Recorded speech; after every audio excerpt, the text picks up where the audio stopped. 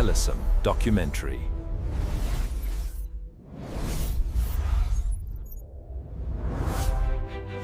isgaarsiinta Telesom waxay ii fududeysay anigoo jooga dalka inaan la sheekaysto ubadkayga kugu maalay Telesom.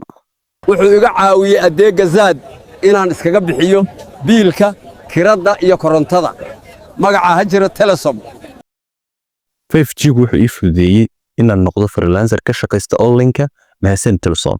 adeega Jobs wuxuu ii sahlay inaan helo fariimaha shaqooyinka bannaan ee dalka maasha Allah Telesom. bilowgii qarnigan markii dalku ka soo kabanaya burburkii wax kastaaba waxay u muuqdeen kuwo adag. isgaarsiintu ma yahayn dhibaato, waxay ahayd go'doon nololeed. inaad ehelkaaga la hadasho waxay u baahneed saacado sugitaan ah. laakiin sanadkii 2002 waxaa dhashay dareen cusub. koox hal abuurayaal ah ayaa go'aansaday inay jebiyaan gidaarka aamusnaanta. waxaa la aas-aasay Telesom. isgaarsiinta Telesom waxay ii fududeysay anigoo jooga dalka inaan la sheekaysto ubadkayga iga fud kugu maalay Telesom. markii la gaaray 2009 dunidu waxay bilowday inay ka hadasho mustaqbalka lacagta dijitaalka ah, laakiin Telesom way ka hormartay qorshahaas. waxaa dhashay adeega Zaad.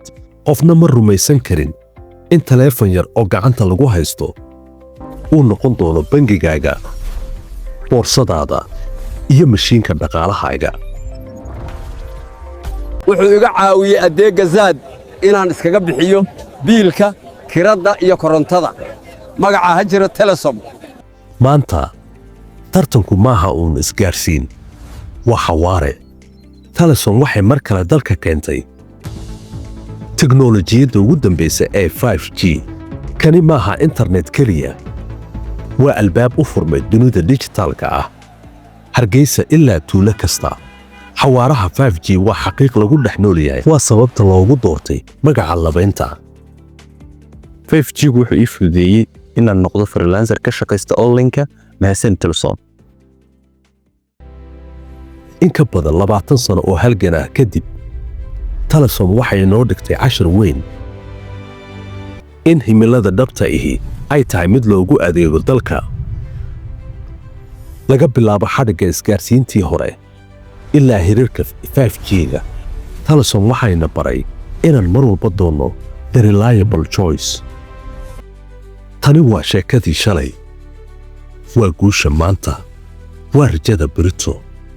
ka tasho maanta mustaqbalkaaga, ku tasho Telesom, waa wehelka noloshaada.